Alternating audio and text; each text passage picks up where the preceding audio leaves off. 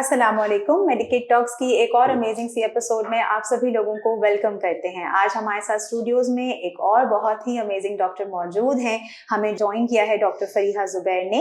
आपके बारे में बताती चलूं कि MBBS FCPS हैं, कंसल्टेंट ऑप्थोमोलॉजिस्ट हैं, डिपार्टमेंट ऑफ ऑप्थोमोलॉजी में भी अपनी सर्विसेज प्रोवाइड कर रही हैं, सिंध गवर्नमेंट हॉस्पिटल में भी अपनी सर्विसेज प्रोवाइड कर रही हैं। डॉक्टर साहबा से आज हम आंखों से मुताल्लिक यकीनन गुफ्तगू करेंगे, थोड़ा सा उनके बारे में भी जानेंगे और देखेंगे कि हम और आप मिलकर कैसे अपनी आंखों की हिफाजत कर सकते हैं। अस्सलाम वालेकुम डॉक्टर साहब। वालेकुम अस्सलाम। सबसे पहले बहुत बहुत खुशामदीद आपको प्रोग्राम में। थैंक यू डॉक्टर साहब, हमारे प्रोग्राम का फॉर्मेट थोड़ा सा हमने डिफरेंट रखा है। पहले हम थोड़ी सी गेस्ट की बायोग्राफी जानते हैं, उसके बाद फिर हम टॉपिक पर जाते हैं।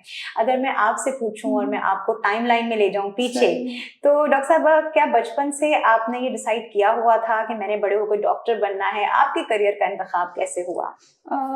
इस जिस एज में हम लोग थे, मतलब 2002 में मैंने जो है अपना इंटर किया था, उस वक्त मेरा एडमिशन हुआ था। तो प्री मेडिकल का मतलब ही ये था कि आपको डॉक्टर ही बनना है। हाँ। और उसके उस वक्त एंट्रेंस टेस्ट नया नया शुरू हुआ था, तो एप्टीट्यूड टेस्ट में अगर आपने क्लियर कर लिया, SMC में एडमिशन हो गया, तो फिर और कोई चॉइस ही नहीं है, आपको डॉक्टर ही बनना है। लेकिन था मेरी फैमिली में भी मैं ही फर्स्ट डॉक्टर थी, तो काफी ज्यादा इंकरेजमेंट थी पेरेंट्स की तरफ से भी कि नहीं, इसको परसू करना है। सही। तो एज अ चॉइस मुझे प्रोफेशन डॉक्टर का ही पसंद था। अच्छा डॉक्टर साहब, हम हमेशा से देखते हैं कि डॉक्टर्स की जो जर्नी होती है ना, वो बड़ी लंबी होती है। डॉक्टर्स जो है वो मुसलसल पढ़ ही रहे होते हैं, काम कर ही रहे होते हैं।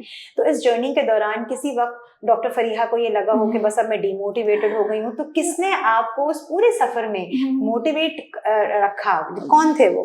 किसी एक का अगर फ्रेंड्स थी और जाहिर टीचर्स थे। काफी जो है हमारे मेंटोर्स टीचर्स थे, क्योंकि थर्ड ईयर वाकई बहुत प्रॉब्लमेटिक होता है। एक दफा के जब वार्ड शुरू होते हैं, हॉस्पिटल का माहौल एकदम से हम जो है प्राइवेट स्कूल से जाके एकदम से हॉस्पिटल का माहौल देखते हैं, गवर्नमेंट हॉस्पिटल का, तो एकदम से एक धचका लगता है कि इसमें ही रहना है, इसमें ही प्रैक्टिस करनी है। तो उस वक्त एक सेटबैक आया था, लेकिन अल्हम्दुलिल्लाह पेरेंट्स की गाइडेंस होती है, इंकरेजमेंट होती है, लेकिन पेरेंट्स फिर भी पीछे हो जाते हैं कि नहीं, बच्चा जिसमें खुश है हम वो कर ले। लेकिन टीचर्स की मोटिवेशन होती है जो आपको फिर गो थ्रू करवा देती है। अच्छा डॉक्टर साहब, एक सवाल मैं सभी डॉक्टर से पूछती हूँ, मुझे जरूर बताइएगा कि आप क्या समझती हैं कि डॉक्टर्स की दरअसल कुर्बानियां हैं क्या? आपको क्या लगता है? सबसे ज्यादा टाइम की होती है। वो जो आपका पीक टाइम जो है, यंग होते हैं आप, उस वक्त आपका इतनी चीजें एक्टिविटीज में दिल कर रहा होता है, यहाँ भी जाना है, शादियों में पार्टिसिपेट करना है, ढोलकी में जाने है, वो सब आपको फिर गिव बैक करना पड़ता है। और ये है कि फिर काफी हार्ड वर्क होता है। कभी भी मतलब आप नंबर्स कम आ जाएं तो बाकी इस प्रोफेशन पे होता है कि चलो चलता है, लेकिन इसमें यह है कि आपको एक्सेल करना होता है, क्लियर करना है, तो एग्जाम आपको पढ़ना है। अच्छा डॉक्टर साहब, आप माशाल्लाह you have achieved a lot और आप प्रैक्टिस भी कर रही हैं। 2025 में हम हैं, आप नए आने वाले डॉक्टर्स को, और जो आप भी एक्सपीरियंस करती हैं, नए आने वाले डॉक्टर्स को आप हमेशा क्या मशवरा देती हैं और हमारे प्लेटफॉर्म से क्या मशवरा देना चाहिए? बिल्कुल उनको यही गाइड करूंगी कि फोकस्ड रहना चाहिए, एम्बिशियस रहना चाहिए। मतलब हमारे जमाने में ये थिंकिंग थी कि एडमिशन हो गया तो अब निकलेंगे ही निकलेंगे, जैसा भी आप कर लें, लेकिन ऐसा नहीं होता है। जो 5 साल में आपने किया होता है वो एंड में बहुत ज्यादा रिजल्ट देता है, और आपको जाहिर है फील्ड चूज करने में काफी हेल्प होती है। तो ये है कि फोकस्ड रहना चाहिए, एम्बिशियस। आजकल के बच्चे हैं वैसे, उनको पता होता है कि नहीं हमें यहाँ तो रहना नहीं है, बाहर जाना, तो पहले से ही वो बाहर के एग्जाम्स के लिए तैयारी कर रहे होते हैं। वो इस तरह हमारे जमाने में नहीं था, हम लोग बस विद द फ्लो चल रहे होते थे। इसीलिए अलमिया ने जहाँ पहुंचा दिया पहुंच। बिल्कुल ठीक है। अगर डॉक्टर फरीहा, एक और सवाल आपसे करूंगी, फिर हम डेफिनेटली टॉपिक की तरफ भी आएंगे। कोई एक तब्दीली जो आपको खुद महसूस होती है कि जब से मैं डॉक्टर बनी हूँ, ओवर द इयर्स मेरी अपनी शख्सियत में ये एक वाज़ेह तब्दीली आ गई है, वो क्या है? मतलब मुझे लगता है कि फेलियर्स को एक्सेप्ट करने का मुझ में आ गया स्टैमिना, वरना मुझे शुरू में वही था कि इंटर तक बहुत अच्छे मार्क्स आ रहे हैं, टॉप कर रहे हैं, तो वो सब बिल्कुल सही लगा था। तो मेडिकल के बाद लगता है कि नहीं, आप पीछे भी हट सकते हैं, बिल्कुल अप्स एंड डाउन्स होते हैं। और ट्रीटमेंट भी पेशेंट की यही होता है कि हर दफा आपको एज सच अपना रिजल्ट नहीं मिल रहा होता, चाहे आपने जितनी भी डायग्नोसिस में मेहनत कर ली हो, ट्रीटमेंट में मेहनत कर ली हो, लेकिन वो अल्लाह की तरफ से शिफा होती है। ये एक ऑनगोइंग प्रोसेस भी है, बिल्कुल सीखने का प्रोसेस आपका चलता है। आप सीखेंगे कैसे अगर आपको फेलियर नहीं मिलेगा? तो ये एक चीज मुझे लगता है कि इस प्रोफेशन में आके मुझे ज्यादा पता चला। जबरदस्त। अच्छा डॉक्टर साहब, आज हम बहुत ही इंपॉर्टेंट टॉपिक पे बात कर रहे हैं। इंपॉर्टेंट मैंने इसलिए कहा कि आज हम बात कर रहे हैं ड्राई आईज पर। कई दफा तो ऐसा होता है, जब मैं भी टॉपिक को पढ़ रही थी, कि लोगों को अमूमी तौर पर ये इल्म ही नहीं होता कि हमारी जो आंखें हैं वो ड्राई भी होती हैं और उनको जरूरत है। तो डॉक्टर साहब, पहले ही सवाल मैं आपसे करूंगी, ड्राई आई सिंड्रोम बेसिकली, या खुश्क आंखों का मसला, आम जुबान में मैं पूछूं, वो है क्या? और उससे सबसे ज्यादा मुतासिर क्या चीज होती है जो हमें पता नहीं चलती?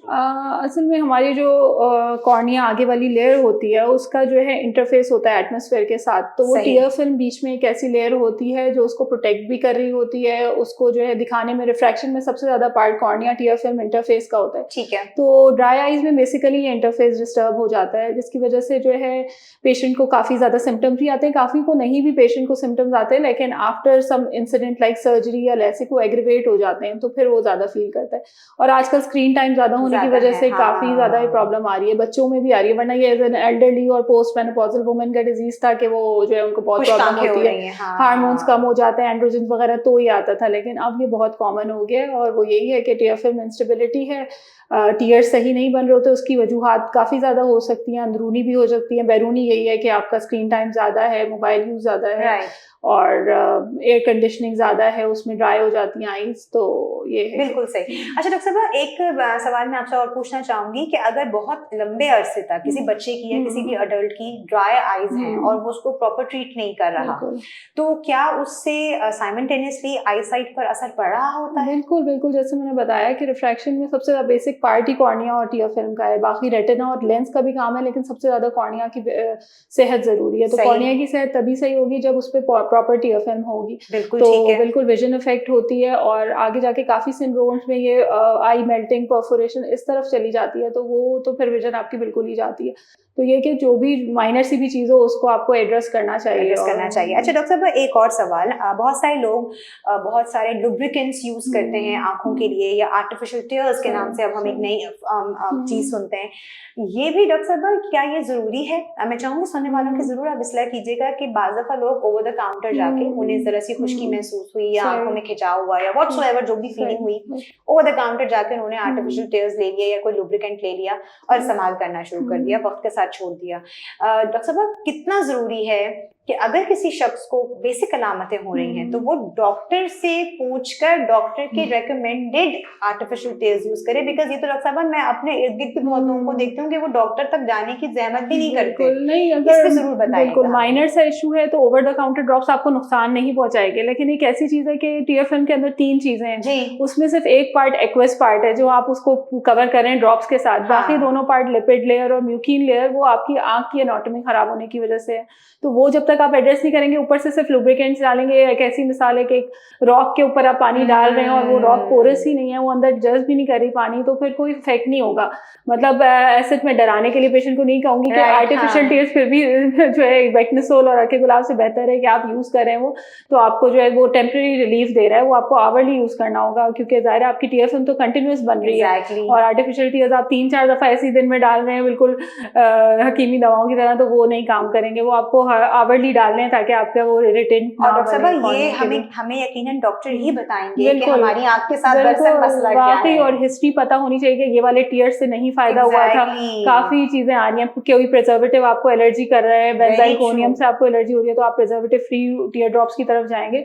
तो lubricating drops are good for the eye, लेकिन वो जाहिर है कि आपको अगर प्रोलॉन्ग हो रहे हैं सिम्टम्स तो आप डॉक्टर को दिखाएं, डॉक्टर। बिल्कुल सही बात है। डॉक्टर साहब, एक चीज और मैं आपसे पूछना चाहूंगी, और मुझे लगता है आंखें इतना हमारा नाजुक एरिया होता है कि उसको हमें बहुत फॉर ग्रांटेड लेना नहीं चाहिए। कोई अगर ऐसा शख्स है या आपने कोई ऐसा केस शेयर किया हो जो आप हमारे साथ भी शेयर करना चाहें कि जिसने अपनी ड्राई आईज को बहुत इग्नोर किया और फिर एक लंबी मुद्दत तक वो अपने तौर से ही कोई ना कोई टोटके या एहतियात करते रहे, उसकी फिर पेचीदगियां क्या हैं जो अमूमी तौर पर लोगों को नहीं समझ आ रही होती, जरूर हमसे शेयर कीजिएगा। बिल्कुल नहीं, ड्राई आईज जब तक नॉर्मली चलती रहे तो पेशेंट फिर भी बर्दाश्त कर लेता है, लेकिन उसके अंदर कोई कॉर्निया को ट्रॉमा मिल जाता है, अगर कॉर्नियल स्कार जैसे स्क्रैच भी बच्चों से अक्सर हमारी आंखों पे लग जाता है, लेकिन जिसकी ड्राई आईज होंगी, जिसका ब्लिंकिंग रिफ्लेक्स सही नहीं होगा, उसकी कॉर्नियल हीलिंग सही नहीं होगी। तो मैंने काफी पेशेंट्स इस तरह देखे हैं कि उनका कॉर्नियल स्कार वो हर जगह दिखा रहे हैं, सारी एंटीबायोटिक्स ले रहे हैं, लेकिन हील ही नहीं हो रहा। तो उसकी वजह अंदर यही होती है कि उनकी टीयर फिल्म स्टेबल नहीं होती, उनके अंदर हार्मोनल डेफिशिएंसी होती है, विटामिन डी की डेफिशिएंसी होती है, विटामिन ए की डेफिशिएंसी होती है, ये सारी चीज़ों को कवर नहीं कर रहे होते, ऊपर से सिर्फ लुब्रिकेंट्स और एंटीबायोटिक्स यूज कर रहे होते हैं, तो काफी आई का फिर बाद में उनको कॉर्नियल ग्राफ्ट की तरफ जाना पड़ता है। बिल्कुल सही डॉक्टर फारिहा, ये तो आपने एक बहुत ही इम्पोर्टेंट नुक्ते की तरफ निशानदेही कर दी है, और मेरा जो लास्ट क्वेश्चन है आपसे वो एक्चुअली भी इसी से रिलेटेड था, एंड आई रियली वांट कि आप अपनी पिछली वाली बात को इसके साथ जरूर इलैबोरेट कीजिएगा कि जो हम लाइफस्टाइल मॉडिफिकेशंस की बात करते हैं, लोगों की तो तवज्जो डॉक्टर साहब इस तरफ जाती ही नहीं है कि खुश्क आंख का विटामिन ए और डी और खुराक से और जिंदगी में तब्दीलियां लाने से क्या ताल्लुक है। डॉक्टर साहब जरा हमें आप एक्सप्लेन कीजिए कि कितना जरूरी है ये। बिल्कुल, लाइफस्टाइल चेंजेस में सबसे ज़्यादा स्क्रीन टाइम जो है वो मैं कहूँगी कि नेसेसरी है हमारी लाइफ के लिए, लेकिन उसको जो है आप प्रिंसिपल्स के साथ यूज़ करें। बिल्कुल कंटिन्यूस 20 आवर्स 12 आवर्स आप बैठे हुए स्क्रीन के आगे, 8 आवर्स भी बैठे हुए तो it's not good for your eyes. आपको हर 20 मिनट्स के बाद 20 सेकेंड्स का ब्रेक लेना चाहिए, और उसके अलावा आपको लुब्रिकेंट्स ओवर द काउंटर भी, और अगर आप जो है नॉर्मली अगर आपकी रहती है ड्राई आइज तो आप नॉर्मल आर्टिफिशियल टीयर्स डाल सकते हैं, आप वो यूज़ करें। और बाकी ये है कि कोई भी जैसे स्कार वगैरह हो, कॉर्निया पे कोई ट्रॉमा हुआ हो तो उसको फौरन चेक करवा लें कि वो आपका अंदर ही अंदर कोई और डैमेज तो नहीं कर रहा। और बाकी आपको कॉम्प्लिकेशंस अपना रिफ्रैक्शन करवाते रहना चाहिए, क्योंकि खुराक जो उसमें कितनी जरूरी है। खुराक काफ़ी ओमेगा 3 फैटी एसिड्स का काफ़ी रोल है, हाइड्रेशन का बहुत रोल है हमारी। आपकी बॉडी में हाइड्रेशन होगी तो आपके टीयर्स भी नॉर्मल स्टेबल होंगे, और विटामिन ए विटामिन डी की डेफिशिएंसी। तो डॉक्टर साहब इससे मैं इसको इस तरह से अखज़ करूँ अपने सुनने वालों को आसान करने के लिए कि हम पानी का ज़्यादा से ज़्यादा इस्तेमाल रखें, अपने आप को हाइड्रेटेड रखें, पानी ज़्यादा पिएं, आंखों की अगर सेहत की ख्याल है तो। बहुत शुक्रिया डॉक्टर साहब, आपने अपना कीमती वक्त हमें दिया। बस हम जल्दी से क्विक रैपिड फायर करेंगे और प्रोग्राम को थोड़ा कंक्लूड करेंगे। डॉक्टर साहब कोई ऐसी एप्लीकेशन जो डॉक्टर फरीहा सबसे ज्यादा फोन में यूज करती हैं? व्हाट्सएप है। कुरान की एप्लीकेशन में डाउनलोड करती हूँ और कोशिश करती हूँ कि मैं दिन में कभी उसको सुन लूँ, लेकिन वो यही होता है कि सबसे ज्यादा WhatsApp. Obviously you have patience and everything. Doctor साहब का फेवरेट सीजन कौन सा है? Winter. I love winter. Winter की वाइब्स ही अलग होती है। बिल्कुल सही कह रही हैं, और स्पेशली जब कराची में आप रह रहे हो तो बहुत पूरा साल आप गर्मी बर्दाश्त कर रहे हो तो आपको बिल्कुल सही बात है। अच्छा डॉक्टर साहब, क्योंकि आप माशाल्लाह बिजी होती हैं तो आप क्या प्रेफर करती हैं, खाना पकाना जब वक्त मिले या खाना ऑर्डर करते हैं? नहीं, मुझे कुकिंग का बहुत शौक है और मैंने इसीलिए अपने आप को इतना बिजी नहीं किया। वैसे मॉर्निंग ओपीडीज करती हूँ क्योंकि मुझे घर कुकिंग ये सब बहुत पसंद है। डॉक्टर साहब आप क्या करना पसंद करती हैं रिलैक्सेशन के लिए? कोई एक क्विक चीज जो आपको लगता है रिलैक्स करना है? योगा मुझे बहुत रिलैक्स करता है। जबरदस्त जबरदस्त। डॉक्टर साहब कोई अभी रिसेंट ऐसी किताब या कोई ऐसी मूवी जो आपने एंजॉय की और हमसे भी शेयर करें? अभी रिसेंटली रिवाइव योर हार्ट मैंने नुमान अली खान की पढ़ी थी और काफी इंस्पायर किया था उसने। और बाकी ये टाइम टू टाइम मतलब मेरा है रीडिंग हैबिट है, क्योंकि मैं बिल्कुल मॉर्निंग पर्सन हूँ, सुबह बहुत जल्दी उठ जाती हूँ, तो न्यूज़पेपर या बुक जरूरी होती है। और नुमान अली खान की एक और किताब है डिवाइन स्पीच, वो भी बहुत अमेजिंग है, तो अगर आपको शौक हो तो आप वो भी पढ़ सकते हैं। डॉक्टर साहब ने जिक्र किया तो मुझे भी याद आ गया। डॉक्टर साहब कोई एक ऐसी स्किल जो आपको लगता है कि काश मेरे पास ये होती? Driving. I have been trying to learn it for the past 20 years। फिर भी मैं सिर्फ लाइसेंस अभी तक मेरा लर्निंग बना हुआ है, तो वो मेरा है टारगेट के इंशाल्लाह ताला। डॉक्टर साहब आपके पास पेट्स हैं? Do you have pets? No, I am not a pet person. Doctor साहब आप अपनी इंपॉर्टेंट डेट्स को कैसे ट्रैक पर रखती हैं? डू यू राइट नोट्स या कहीं लिख लेती हैं या क्या करती हैं? कैलेंडर पे मार्क करती हूं। कैलेंडर में अभी तक कैलेंडर यूज करती हूं मैं, अपना गूगल कैलेंडर नहीं, उससे ज्यादा कैलेंडर। अच्छा, डॉक्टर फरीहा का वीकेंड कैसे स्टार्ट होता है अमूमी तौर पर? अमूमी वही ब्रेकफास्ट बनाना, सुबह में जल्दी उठ जाती हूँ तो ये है कि जो भी काम है कबर्ड ठीक करना, ये करना, वो सारे काम चल जाते हैं। क्या है, मैं वेरी मॉर्निंग पर्सन, मुझसे छुट्टी वाले दिन भी लेटा नहीं जाता, सोया नहीं जा रहा होता, तो ये कि पूरी फैमिली आराम कर रही होती है और मेरा ये होता है सुबह से उठ के ये करना है वो करना है। अच्छा डॉक्टर साहब कोई एक ऐसा गोल जो डॉक्टर फरीहा के जहन में है और आप चाहती हैं, ख्वाहिश है कि इंशाअल्लाह ताला नेक्स्ट ईयर में जरूर कंप्लीट करूं? एनीथिंग? प्रोफेशनली अपने आप को और बेहतर करूं, काफ़ी चीज़ें जो टेक्निक्स नहीं आती हैं सर्जरी की वो सीखूं, और मेमोराइज द कुरान, ये मेरी लिस्ट पे है इंशाल्लाह कि वो भी करना है साथ साथ इंशाल्लाह। Thank you so much doctor Fariha, आपने अपना कीमती वक्त हमें दिया और बहुत अच्छी और सहल अंदाज में गुफ्तगू की। आई होप कि लोगों को इससे यकीनन फायदा होगा। अपना बेहद ख्याल रखिएगा। आई जस्ट होप कि आपको आज का पॉडकास्ट भी पसंद आया होगा। हमेशा आपसे कहती हूँ कि जब आप पॉडकास्ट देखते हैं तो उसको जरूर शेयर किया कीजिए। हमारी कोशिश होती है कि आपके लिए अवेयरनेस के प्रोग्राम्स लेकर आएँ। अपना बहुत ख्याल रखिएगा। अल्लाह हाफिज, फी अमान अल्लाह।